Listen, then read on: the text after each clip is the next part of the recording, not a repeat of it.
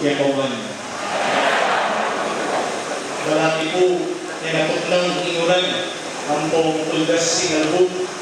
Malaki po kasi, yan na kami po recording, nakakagilo. Sabi natin po nga kong Paul, kikyak-yak ng banwa, ipangording ni. Kaya ka na yung tuntok ng inuran last week. Pero sabi na naman pong Reverend Meng, tears of joy na po kami ito. Dapat, rain or shine, mumulan man o makalubog, tuloy pamunin ang ordinasyon, sabi ng Ato Seco. Salamat po ako, blessing na nalugay po. Sa bagay, aliwa naman po, imasanting ang panahon ng mahulaga. Ang mahulaga po, ang grasyang pagkalug na ng Diyos, kapangilatanan ng pangitibo na ito. Kaya po, pasalamatan tayo at palakpakan tayo ng mga.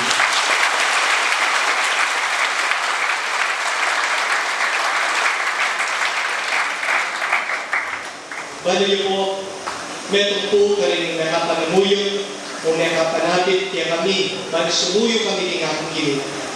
Kaya po yung pamahaman. Sabi natin po, food is the best way to anyone's heart. Pero tutungo rin po siguro na food is the best way to anyone's soul. Wala mo po makantining milyari na kami nagawang referendum ngayon. Pamangan, in metong karinening dalan, banilapit kami in among gilid.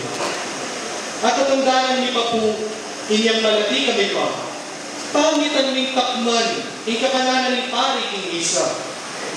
Taktakan ni, nanuya kaya lasay ang tinapeng kakananan, manyaman niya kaya itang inumana, king popa.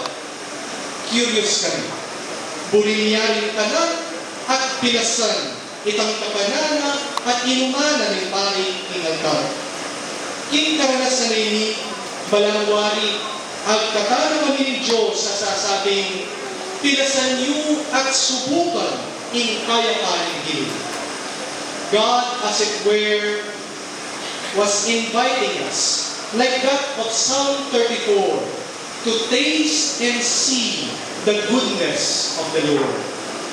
Kaya po, linapit kami kayo. Huling tenitan niyang takman, ibagyan ang pamamamigil. Pero ang nilapit na kami po kisamban, habalong ni, nalani lang pala talagang lasay ang tinapit. At ere naman talaga manyaman at itagala. Abalong ni po, naliwa naman talaga, ikakanan king misa, ing tunay manyaman at malasa.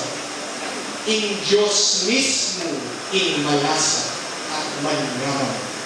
Ing Diyos mismo, ing tunay manyaman at lasa king biye. Lalo na ing aman na ing gilu, aste po kayo mo.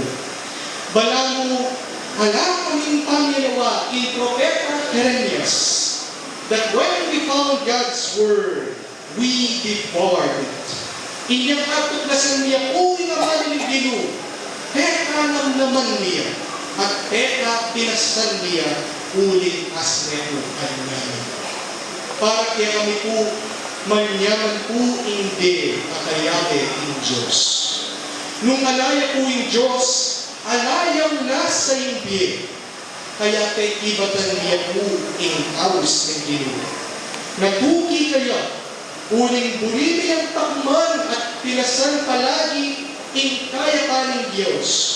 Uling bulili po nikalas sa pane, in bien. Uling tunay manyaman, in lasa ng bien, potang kaya din in ang gilu.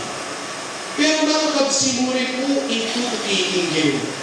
Ing pamanuki kinapong gilu, halaya pong pamyaliwa, king pamanukili ka rin pari. Sabi natin po ni Kasedyan, nung di sanang pumagsik, tuki ka king pari. Magmisa yan sa duli, may katabahan ka, nabi. Totoo po, magsintutuki king gilu. Kasi gana-gana, ayate. Gana-gana, manyaring makipangan, ganagana, patamsyanan ng Diyos. Kaya naman, makapagtaka, na mga altutukit ng Kristo ng panahon na, uling panelang bagsi at masaya, o tangkayamit ko. Natatakot ang mga panahon, at yan ating kapansanan, alala mong karog maglakbe, pag-akit dyan o Jesus. Uli ng Ginoo, panaya kong maktawo, magpapakan, at magpapagsi, alaya ko, ikulinan.